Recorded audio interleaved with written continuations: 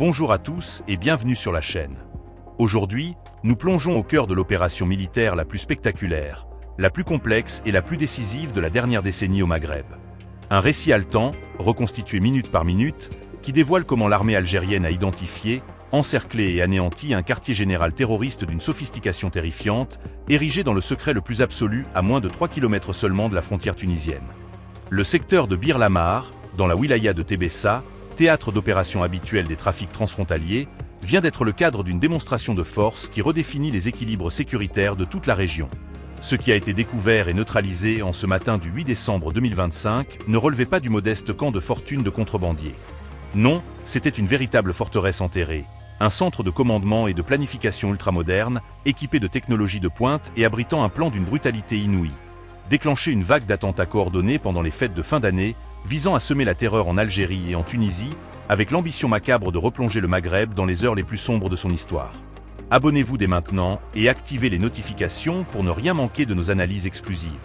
La suite de cette affaire promet des révélations explosives sur les réseaux dormants et les ramifications internationales.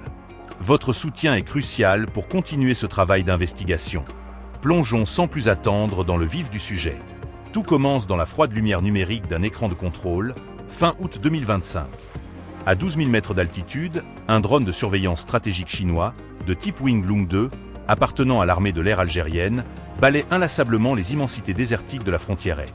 Sa caméra thermique capte une anomalie infinitésimale. Une signature de chaleur résiduelle, trop régulière, trop concentrée, émanant d'une cuvette sableuse isolée, si éloignée des pistes nomades qu'elle n'apparaît sur aucune carte. Les zooms successifs révèlent d'abord des stries à peine visibles, des traces de pneus soigneusement effacées, mais trahies par la chaleur du frottement. Puis, le logiciel de reconnaissance de forme dessine les contours d'une structure qui semble littéralement sortir de terre comme une termitière géante. Le verdict est sans appel. Une base active, camouflée avec un professionnalisme militaire. Les analystes du renseignement algérien, le cœur battant la chamade, découvrent alors l'étendue du dispositif. Des tranchées creusées à la pelleteuse mécanique. Un filet de camouflage dernier cri, tendu sur plus de 400 mètres carrés, imitant à la perfection la texture et la couleur du sable.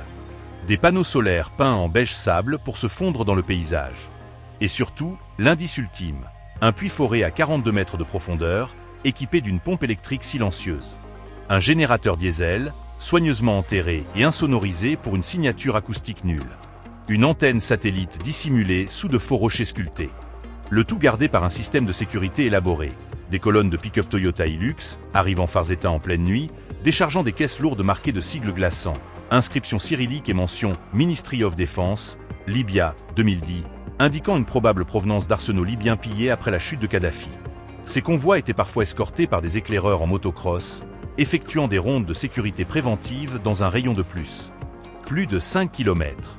Face à cette menace d'une ampleur inédite, la machine sécuritaire algérienne passe en mode guerre totale en moins de 72 heures.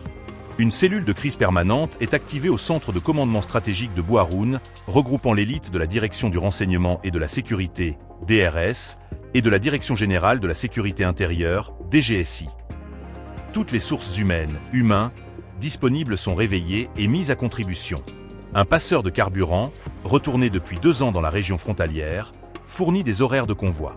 Un ancien combattant de Daesh, repenti et intégré dans un programme de réinsertion discret, donne des indices sur les méthodes de camouflage. Un indique infiltré dans les circuits de trafic de date qui servent de couverture au mouvement transfrontalier. Un chauffeur de camion frigorifique opérant entre la Tripolitaine et le sud tunisien rapporte des conversations entendues dans les Kawa, cafés routiers. Parallèlement, le renseignement technique, SIGIN, entre en action. Les systèmes russes de guerre électronique Borisoglepsk 2, déployés le long des frontières, captent et décryptent des fragments de conversation qui glacent le sang des opérateurs d'écoute. Des voix évoquent l'émir arrivant de Tripoli avec les frères du Golfe, le grand colis à livrer avant le Maoulid, naissance du prophète, le transit de ceinture via Dubaï.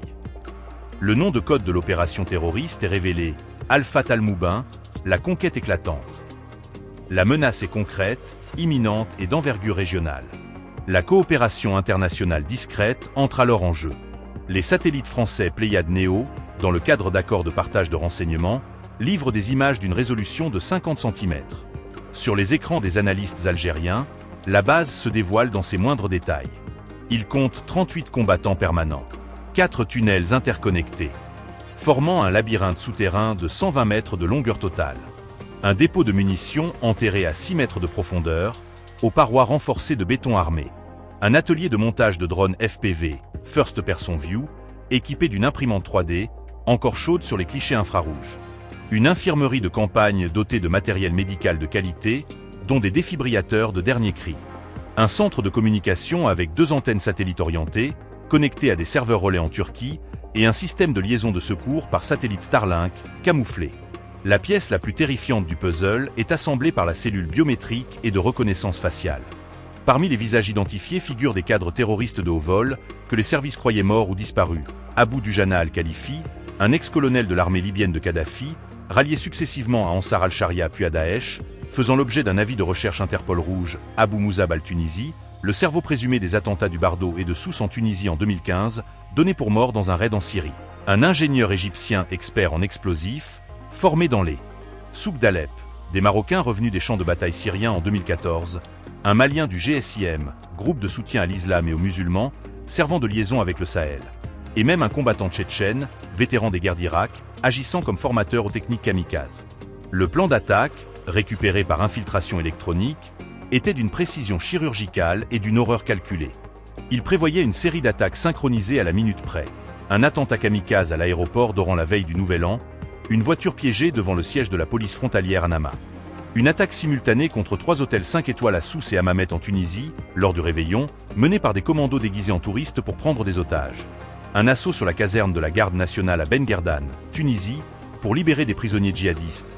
Et enfin, des attaques aux ceintures explosives dans le marché populaire de Bab el-Oued à Alger et dans la Médina de Tunis, le jour du Maoulid. Le financement, d'un montant total de 4,8 millions de dollars, avait été transféré via des réseaux de Tawala, transfert informel, au Qatar et en Turquie, avec une partie blanchie grâce à une association caritative basée en Tunisie ayant des liens en Malaisie. L'état-major général de l'Armée nationale populaire, ANP, sous l'autorité directe du général Saïd Changria, comprend alors qu'un point de non-retour est atteint. Si les cargaisons de ceintures explosives, déjà en route, parviennent à destination, il sera trop tard. Le feu vert est donné pour l'opération Aigle de Fer 2025.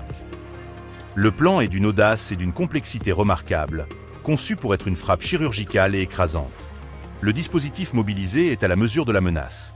1400 hommes triés sur le volet, 18 aéronefs, dont des hélicoptères de combat Mi-28 et des drones armés, 84 blindés de différents types, 3 bataillons mécanisés, 2 régiments de forces spéciales, le fameux GIS de la gendarmerie et des unités de la garde républicaine, et un dispositif de bouclage arrière infranchissable. L'assaut est millimétré. Les interrogatoires menés immédiatement dans la base arrière de TBSA, permettent des craquements rapides. Les prisonniers, sous le choc, révèlent l'existence de complices au sein de l'administration frontalière tunisienne, des contacts avec une ONG basée à Genève servant de couverture, des financements détournés de programmes de développement de l'ONU en Libye, et la présence d'un officier de liaison stationné à Istanbul.